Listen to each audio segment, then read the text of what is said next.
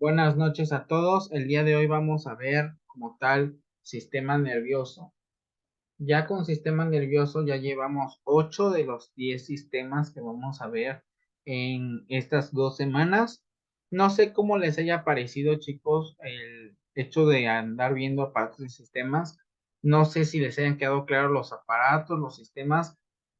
Díganme ustedes, cuál se les ha hecho más complicado de todos los que hemos visto? Parece ser que mañana solamente faltarían los 2 de la semana, que serían los últimos 2 ya para terminar, que es el sistema respiratorio y cardiovascular. Faltan esos 2. Pero de los restantes, ¿cuál se les ha hecho más difícil? Para mí el endocrino. Endocrino. Sí, endocrino es un tema largo, es un tema que requiere de estudiar muchas hormonas. ¿Se les hizo difícil gastro o no?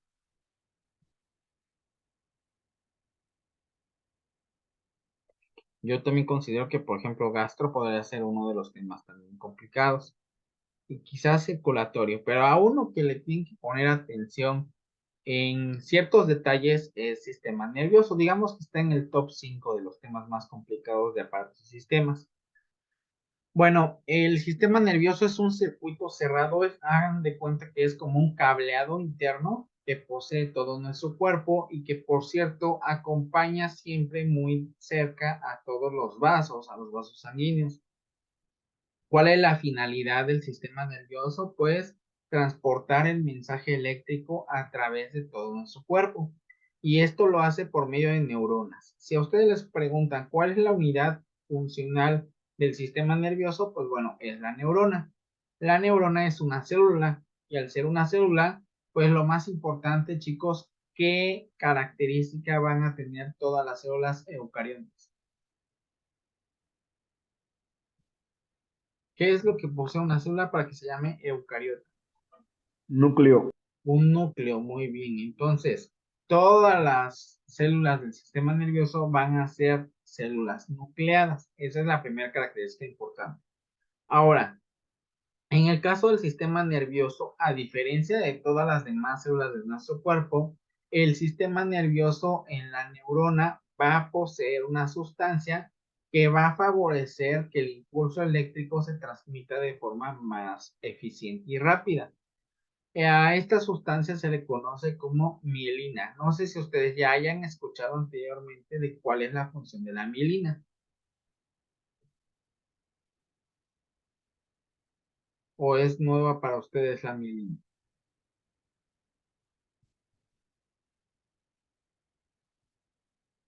¿Es nueva? Bueno, la Sí, mielina básicamente va a ser una sustancia que le va a dar, primero que nada, color a todos los nervios. La mielina, al ser un acúmulo de nervios, pues en el momento en el que se encuentra un nervio con mielina, pues este nervio va a estar de un color amarillento. La mielina es una sustancia que se encarga de transmitir el impulso eléctrico, de tal suerte que no todas las neuronas tienen la misma cantidad de mielina. Las neuronas que se encuentran en el sistema nervioso central y que tienen que llegar de inmediato la información al resto de nuestro cuerpo, sí son células mielinizadas. Entonces, a las células del sistema nervioso, es decir, a las neuronas, las podemos dividir en células mielinizadas y en células no mielinizadas. Esa sería como que la primera característica importante. Ahora, el sistema nervioso lo vamos a dividir como cuando estudiamos sistema esquelético. No sé si se acuerdan que cuando hicimos en la clase de sistema esquelético o de sistema óseo, nosotros dijimos que el cuerpo tenía dos diferentes partes, una parte axial y una parte appendicular. ¿La recuerdan?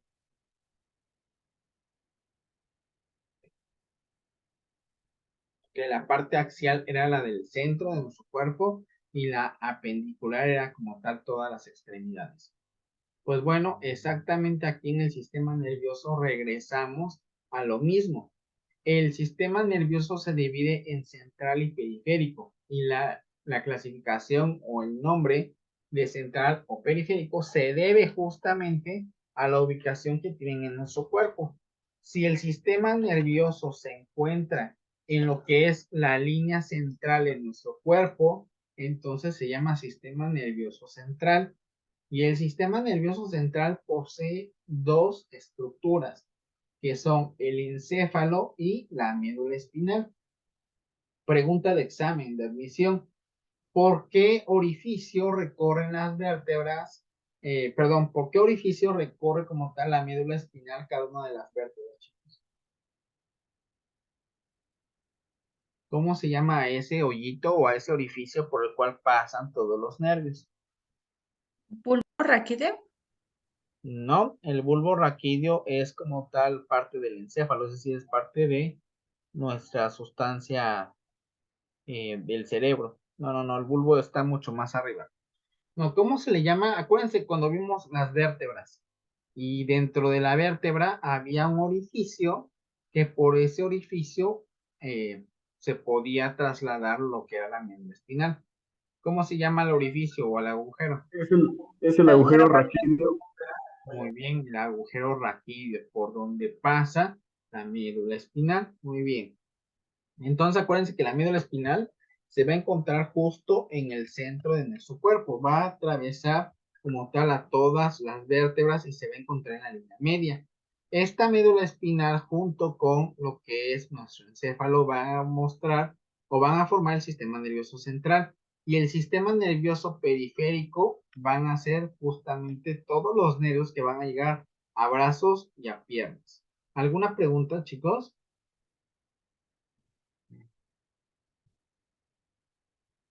Bueno, si no hay dudas, vamos a continuar. Entonces, vamos a primero empezar a hablar del sistema nervioso central. Les digo que el sistema nervioso central se divide en dos, en encéfalo y en la médula espinal. La médula espinal es una estructura larga y cilíndrica. Viene la pregunta del millón. ¿Hasta dónde termina la médula espinal, chicos? ¿Hasta qué sitio de nuestro cuerpo termina la médula espinal? En la lumbar 3, Muy bien, exactamente, que también se conoce como L3 o cola de caballo. Cola de caballo. Exactamente, ese era el nombre que estaba buscando, cola de caballo o L3. Entonces, hasta la lumbar 3 llega nuestro sistema nervioso central. Si se dan cuenta, ya después de un tiempo, todos los conocimientos que tuvimos, por ejemplo, en sistema óseo o en sistema muscular, pues también empiezan a servir ya para las otras clases, porque los sistemas, uno con otro, pues se apoyan en diferentes funciones y también tienen nombres o ubicaciones relativamente iguales. Nos vamos a nuestra masa encefálica y la masa encefálica se va a componer de 4 diferentes lóbulos cerebrales. Los lóbulos cerebrales van a recibir su nombre de acuerdo a la porción del cráneo en la que se encuentran.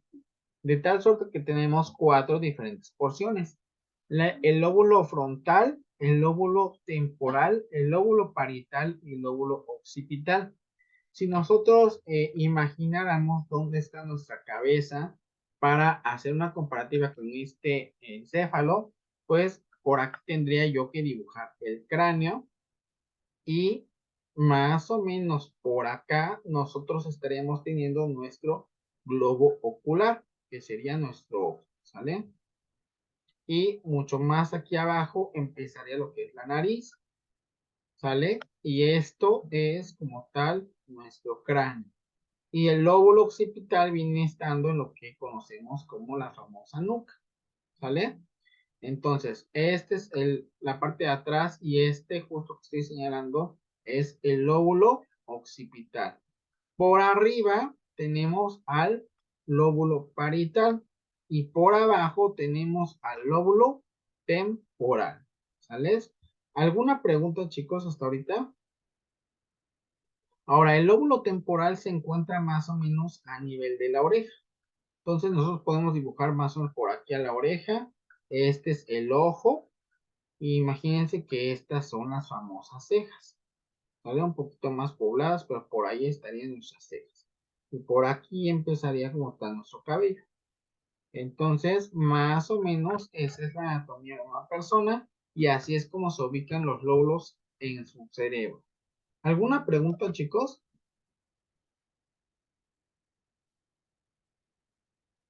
¿No? Bueno, ahora vamos a recordar que cada uno de los lóbulos va a tener una función, porque ustedes me puedan preguntar, bueno, ¿qué chiste tiene que los lóbulos los hayan separado por diferentes segmentos? Bueno, pues que cada región de nuestro encéfalo tiene funciones diferentes. Por ejemplo, la parte de enfrente de nuestro lóbulo, de nuestro cerebro o de nuestra masa encefálica, se llama lóbulo frontal. Y todo el lóbulo frontal se encarga de las funciones del lenguaje, de la memoria, de la concentración, de la socialización y de la afectividad, ¿sale? Entonces, como tal, el lóbulo frontal nos da nuestra personalidad. El lóbulo parietal, que si se dan cuenta se encuentra justo atrás del lóbulo frontal y en la parte alta de nuestra bóveda craneal, pues tiene la característica de que ahí es donde se almacena todo el conocimiento. En la parte del lóbulo occipital, que es el lóbulo que está justamente en la nuca, tiene la función primordial de recordar las cosas por medio de la visión. En este lóbulo o en esta zona de la nuca es donde están como tal los axones que, bueno, pues los axones tienen la finalidad de dar la visión a nuestro cuerpo.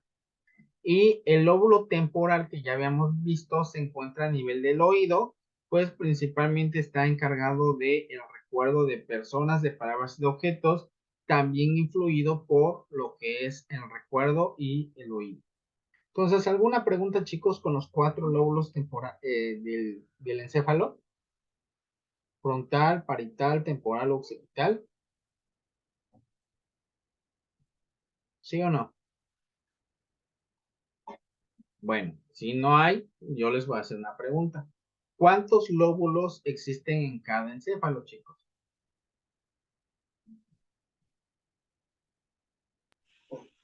Son dos. ¿Dos? ¿Alguien da más? Por No, favor. son ¿Cuatro? 7, perdón. Son 7. 7. ¿Ok? ¿Alguien da más? ¿Alguien da menos? ¿Cuatro? Ok, hay alguien que dijo 4. Bueno, les voy a dar la respuesta correcta porque me caen bien. La respuesta correcta es que no son ni 4 ni 7, son en total 6. ¿Por qué? El lóbulo frontal no se divide en ningún momento, al igual que el lóbulo occipital. Estos permanecen enteros. Pero lo que es el lóbulo parietal sí se divide el derecho del izquierdo. Entonces, parietales son 2 lóbulos, occipital es 1 y frontal es otro, ahí van 4, ¿sale? Y del lóbulo temporal, si se dan cuenta, el temporal pues no puede tocarse consigo mismo por el otro extremo porque pues está muy abajo y muy a la orilla. Entonces también existen 2 lóbulos que son 2 lóbulos temporales. Entonces sumemos 2 lóbulos temporales más 2 lóbulos parietales van 4 lóbulos. Más el lóbulo occipital son 5 y más el lóbulo frontal son en total 6 lóbulos. ¿Sale? ¿Ya quedó mejor comprendido?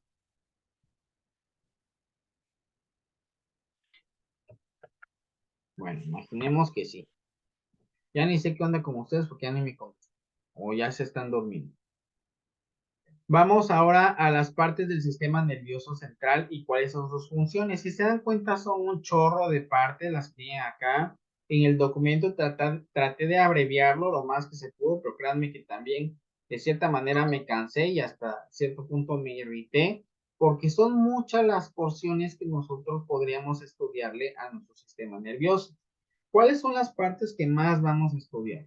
Vamos a estudiar el encéfalo, la médula espinal y el tronco encefálico. Del encéfalo ya hablamos en todas las diapositivas anteriores. Con respecto a la médula espinal recuerden que es aquella porción de nuestro sistema nervioso que va a conectar como tal a los nervios periféricos con el cerebro. Y lo que es el tronco encefálico tiene una cosa que es bien característica o bien importante, que el tronco encefálico va a poseer el centro de la respiración y el centro como tal del corazón, de tal suerte que si el tronco encefálico tiene alguna lesión o enfermedad, pues entonces, de cierta manera, pues ya dejaríamos nosotros de respirar y también dejaríamos nosotros de tener latidos cardíacos si es que tenemos alguna lesión en el tronco encefálico. ¿Alguna duda, chicos?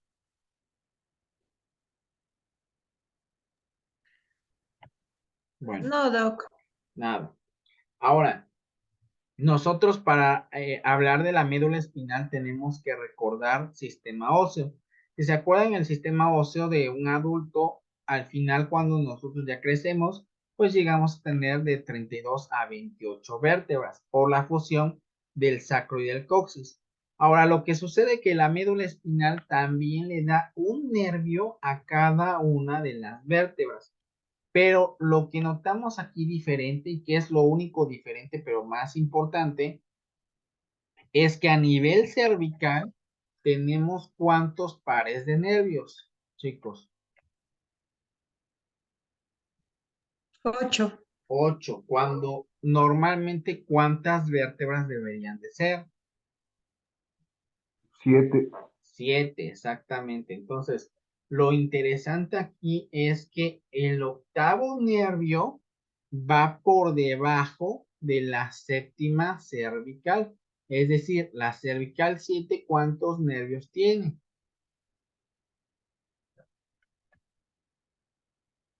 2. 2. ¿Sale? Todas las demás vértebras tienen su propio nervio, pero en el caso de las vértebras cervicales, pues tiene 2. Entonces eso es importante porque también nos pueden preguntar en el examen. Bueno, ya vimos de la médula espinal, ya vimos que acaba en la cola del caballo. Ahora, ¿qué sucede si yo le hago un corte horizontal a nuestro, como tal, a nuestra médula espinal? Pues estaríamos viendo un dibujo como el que nosotros alcanzamos a ver. No sé si ustedes lo ven, chicos. El corte de la médula espinal, el que está abajo. Ese corte trae una zona que se llama asta motora y otra zona que se llama asta sensitiva. ¿Sí lo logran ver? Sí, Doc. Bueno, para que no se les olvide nunca, yo siempre me lo aprendí imaginándome una historia. Imaginen que ustedes van al bosque y de repente son correteados por un oso. ¿A qué porción, si ustedes se echan a correr y el oso va atrás de ustedes para querer perseguirlos, en qué zona de su cuerpo creen que les arroje el primer garrazo? ¿En la espalda, en el pecho o en la frente? Si ustedes van corriendo y el oso va atrás de ustedes. En la espalda. En la En la espalda. espalda, exactamente. Entonces, los rasguños, ¿dónde se sienten, chicos? En la espalda. Chicas, ¿ustedes a dónde arañan a su novio? En la espalda también, ¿no? Entonces, todo lo que nosotros como hombres sentimos va directo a la espalda. Por lo tanto, como los rasguños se sienten en la espalda, ustedes tienen que acordarse que todo lo sensitivo es en la zona de la espalda. Es decir, si nosotros tenemos astas dorsales y astas ventrales, la zona sensitiva va a ir en la zona dorsal. ¿Sí se entendió?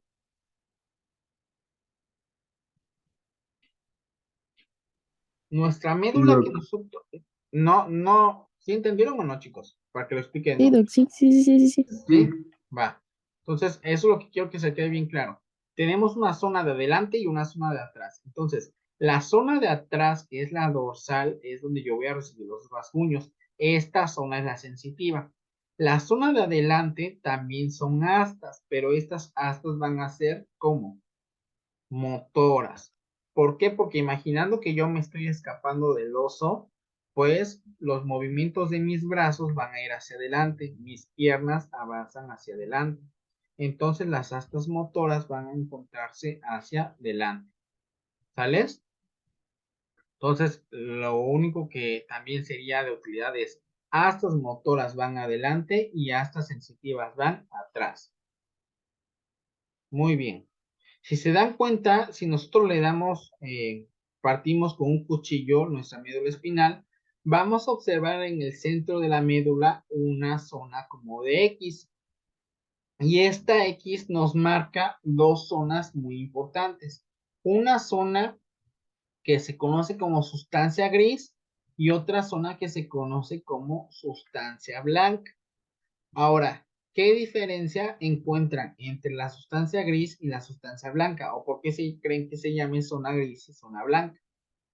Aparte de su color natural, que obviamente, pues, cuando ustedes seccionen la médula, pues sí se logra ver la diferencia entre un gris y un blanco. Pero ¿a qué creen que se deba la diferencia de color?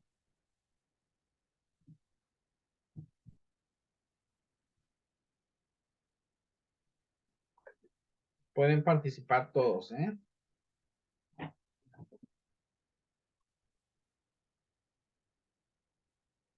¿Por una sustancia? La importancia es que estas sustancias tienen mielina. ¿Cuál va a ser la sustancia que tiene mielina? Va a ser la sustancia blanca.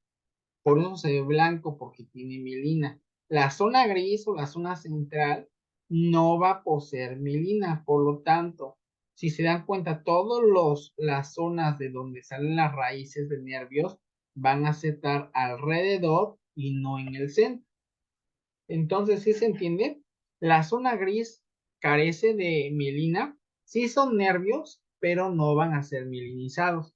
Por lo tanto, si algún estímulo nervioso intenta viajar por esa zona, pues la sensibilidad va a ser más retardada. Si los nervios o el estímulo nervioso viaja por la zona blanca, pues va a llegar mucho más rápido al cerebro o va a llegar más rápido a las extremidades, dependiendo hacia dónde vaya el estímulo nervioso. Bueno, y vamos a llegar a la parte estrella de este tema, que es la famosa neurona.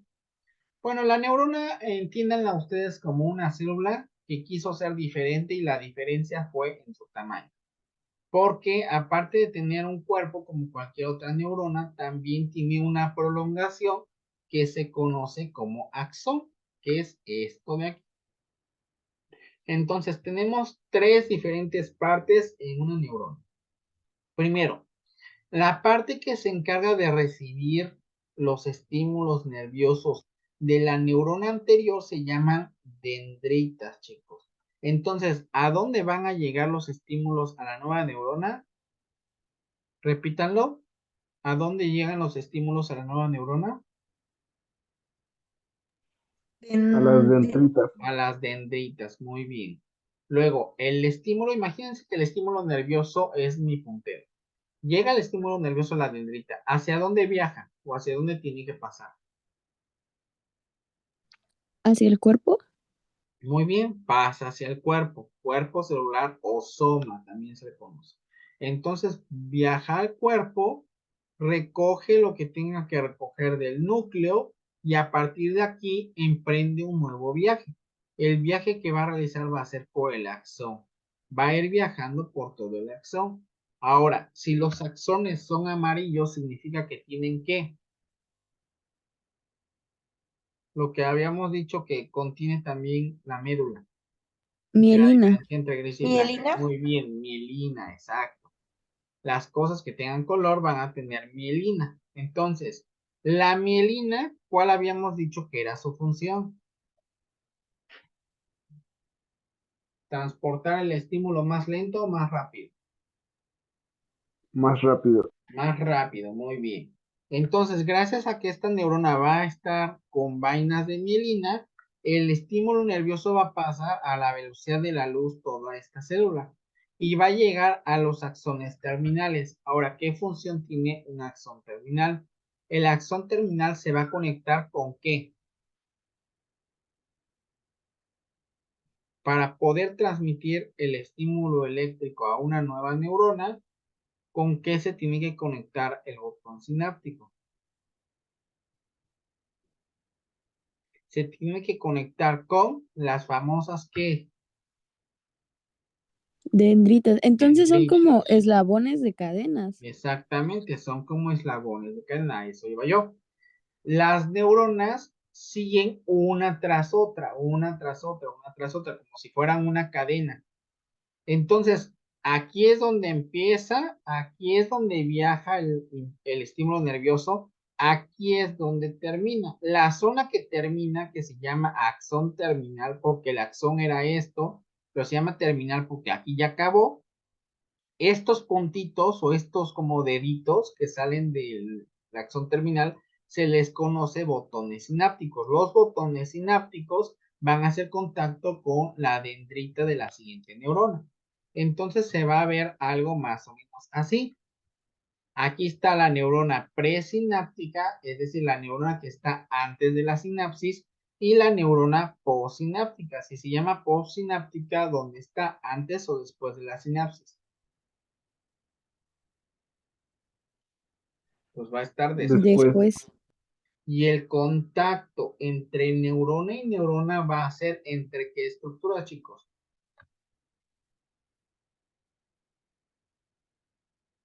Entre un axón y Una dendrita. una Dendrita. dendrita, exactamente.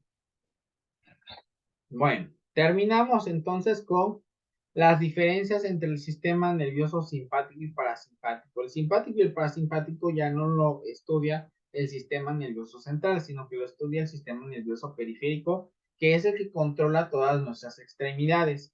Y se divide en simpático y parasimpático.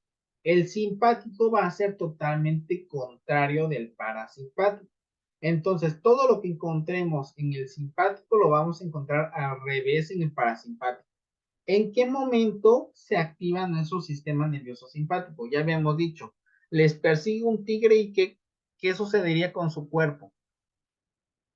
Por ejemplo, que vayan al bosque y de repente de la nada les sale a ustedes un oso y los empieza a corretear. ¿Qué sentiría su cuerpo? ¿Estrés o tranquilidad? Estrés, adrenalina. Adrenalina. Muy bien. La principal sustancia que liberaría su cuerpo sería una catecolamina. La catecolamina más importante es la adrenalina. Muy bien. Entonces sentirían estrés y liberarían adrenalina. Vamos a otro caso contrario.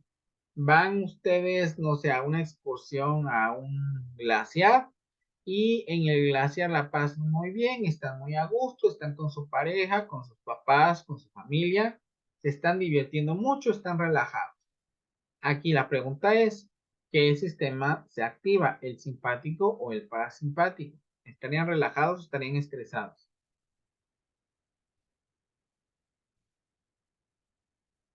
Estaríamos relajados. Muy relajados, ¿no? Entonces, dependiendo si estás estresado o relajado, es que se va a activar uno u otro sistema. Si estás estresado, imaginemos que de repente quieres salir a comprar ahorita a las 8 de la noche, 8:10, ya terminó la clase de tu curso, quieres ir a comprar a la tienda y de repente a medio camino te interceptan y te ponen un arma en la cabeza, te pones muy nervioso, muy nerviosa porque nunca te ha sucedido, te asaltan, te quitan todo tu dinero. Entonces, en ese momento que te están asaltando, tu cuerpo se siente pues muy nervioso. Secretas adrenalina. Entonces, el sistema cardiovascular sabe que es una situación en la que requieres mucho oxígeno por si es que tú necesitas correr, como por ejemplo Mitch que va a ir a la panadería terminando la clase. Entonces, imaginemos que es Mitch y a Mitch la están asaltando justo ahorita que va a la papelería. Entonces, su cuerpo le dice que necesita mucho oxígeno para echarse a correr. Entonces, ¿qué hará el corazón? ¿Late muchas veces o late poquitas veces? Muchas veces. Muchas veces, exactamente. ¿Qué dice aquí? Si el sistema cardiovascular se encuentra estimulándose el simpático, se aumenta la frecuencia de contracciones cardíacas, es decir, el corazón empieza a latir como loco. El sistema circulatorio, ¿qué hará? ¿Hará que la sangre pase más rápido o más lento? ¿Cómo le interesa a la sangre que se encuentre el oxígeno, por ejemplo? ¿Pasando todos los tejidos o no pasando a los tejidos?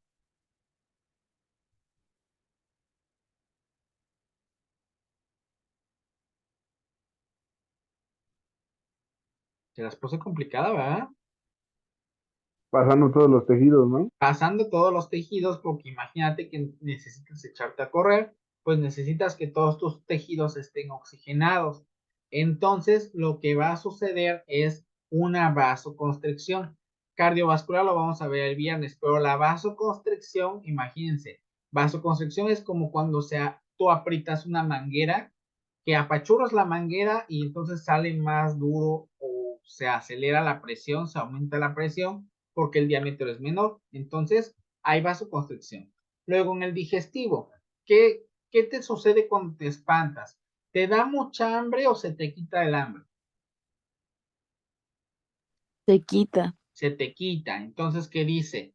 Déficit en la secreción y en la motilidad intestinal. Los intestinos prácticamente se paralizan, no puedes comer cuando estás asustado. Ahora, las glándulas exócrinas, ¿qué sucede? ¿Sudas mucho o no sudas nada cuando estás espantado?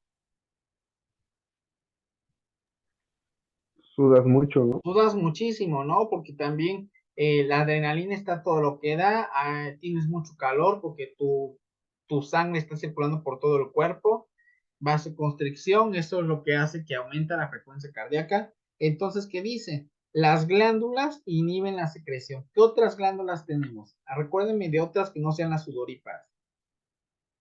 Lo vimos ayer. ¿Qué otras glándulas existen en la piel?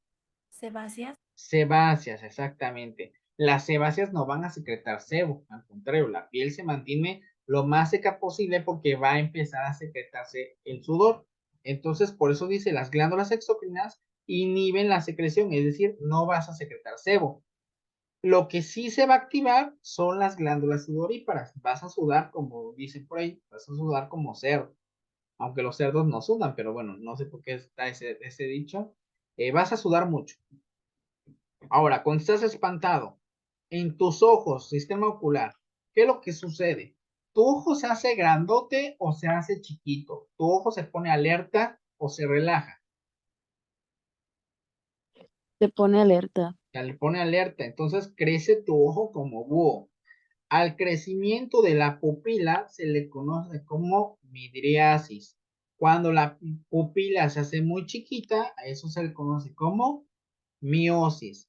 ¿Cómo pueden diferenciar midriasis y miosis o cómo se pueden acordar de midriasis o miosis?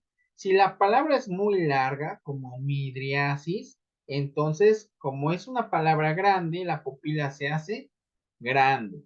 Si la palabra es chiquita, la pupila se hace chiquita, ¿vale?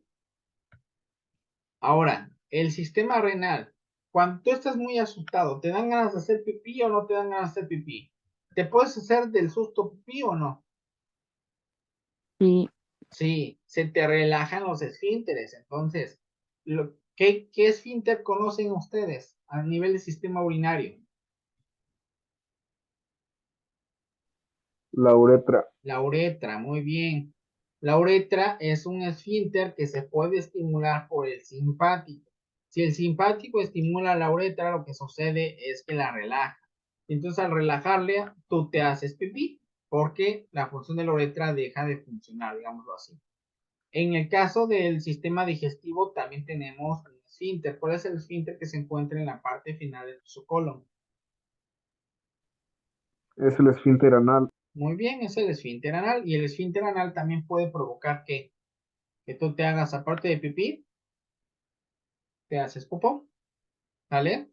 Entonces, si se dan cuenta, todos estos efectos que acabamos de mencionar son los efectos que están dados por la estimulación de tipo simpático.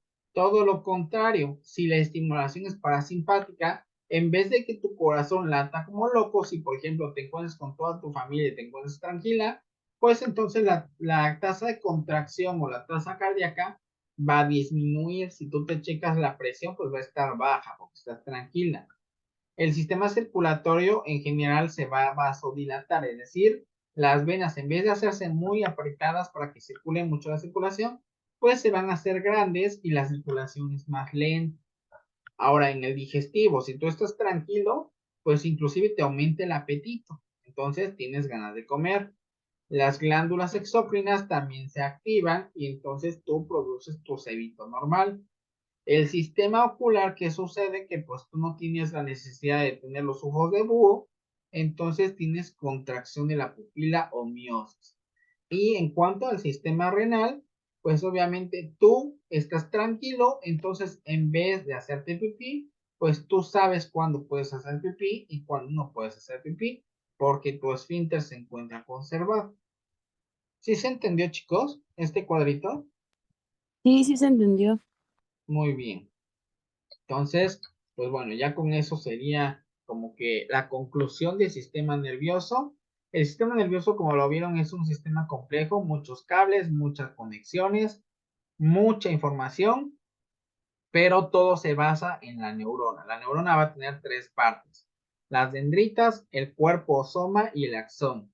¿Cuál es la porción que recibe los estímulos nerviosos? Las dendritas. ¿Cuál es la porción que va a transmitir ese estímulo nervioso? Pues el axón. Y más específicamente, los botones presinápticos. ¿Sale? El sistema nervioso se divide en central y periférico. Central, encéfalo y médula espinal.